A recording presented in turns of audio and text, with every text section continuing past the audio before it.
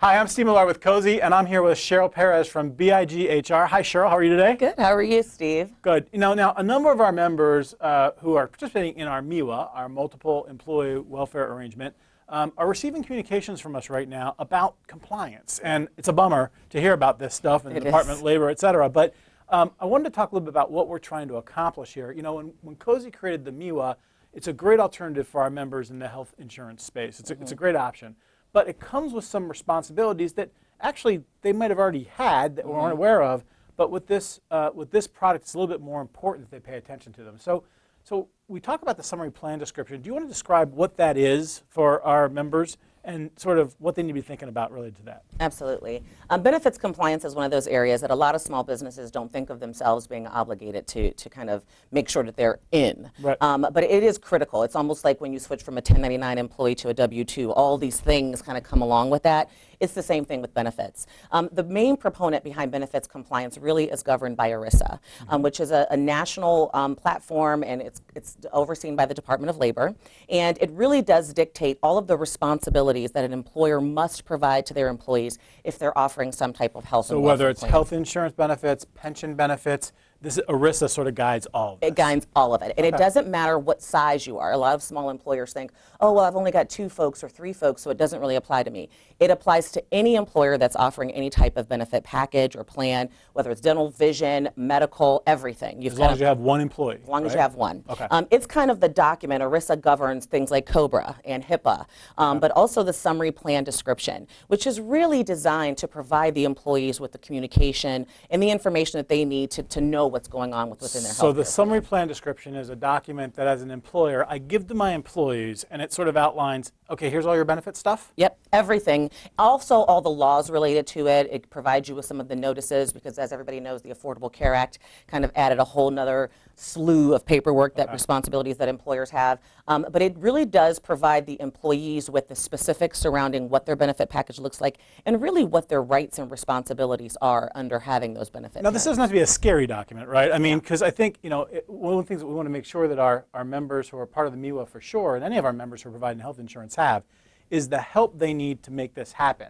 Whether they do that themselves, whether they get that from their broker, whether they sort of, you know, get it from the service that we're putting out there, we just want to make sure they have it. What if they don't have it?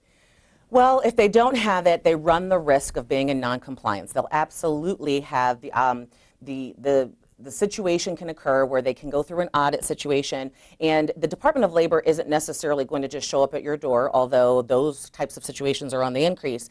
But if anything happens, even an IRS type of an audit because of a tax situation or anything like that, it automatically leads to the investigation into other areas within the business. And so the Department of Labor audit would really create tons of fines and penalties for an employer who doesn't comply under ERISA. So there aren't necessarily DLL police sitting out in the corner of my neighborhood.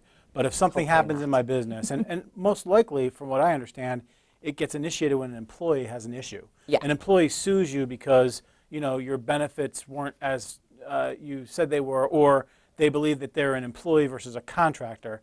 That just leads down this path of more and more information being looked at in your business, right? Absolutely. An employee complaint can generate it, or an employee lawsuit, just like you said. You know, I've been wrongfully terminated, or, you know, I was let go and I've lost my health coverage, and as an employee I'm going through a health situation and I can't afford to lose my health coverage.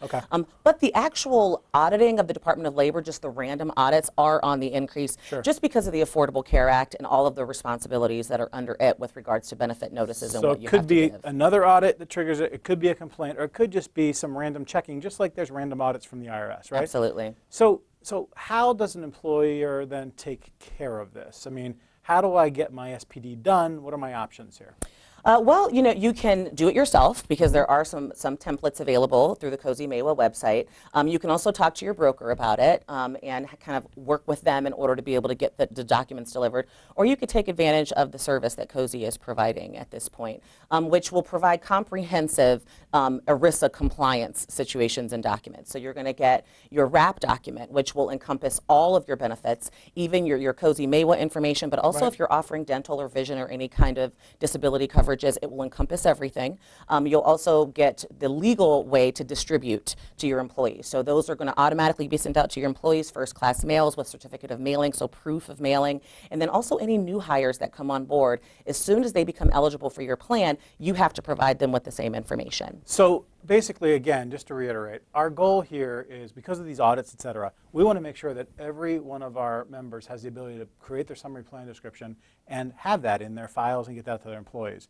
You can go to our website at COSEMIWA.com and you can get a template for at least the health insurance part that can be there. Your broker may provide it for you either as part of service to you or for an additional charge. And again, we can provide it for you. And so how hard is it to do this? What does the company have to do to get their summary plan description done? Actually, we've created a really easy process. They can click a link directly. They'll fill out a brief application that will automatically come into our team, who will follow up and get any additional information, mainly employees' data, to be able to mail out the SPDs. We'll also create the benefit notices booklet for them, which is all of the ACA notices. There's about 25 that have to be provided to the employees, so we'll provide them with a custom booklet. And we'll also make sure that any cafeteria 125 plan documents that allow them to make pre-tax deductions for any of these things are also in place and legal and compliant. So if we've lost you, that's why you need somebody else to help you with this stuff as well, right? There's a lot of terms here, but it really isn't that hard. And what COSE has done in this process is, we knew this is important for our members. We literally have thousands of members in the MIWA, and so we work to sort of select BIGHR and Cheryl's team to provide these compliance services to our members. You get all this stuff done. It gets put together for you into a nice binder. Your employees get everything they're supposed to get. Your new employees get those things as well. Yep. And then we're sort of there to sort of help for other issues in your business as well. So COSE Compliance Services, a new service from COSE, something we want to sort of help and support your business with. Now, I don't want to get negative, but what could this cost me if I don't do this and I do get fined?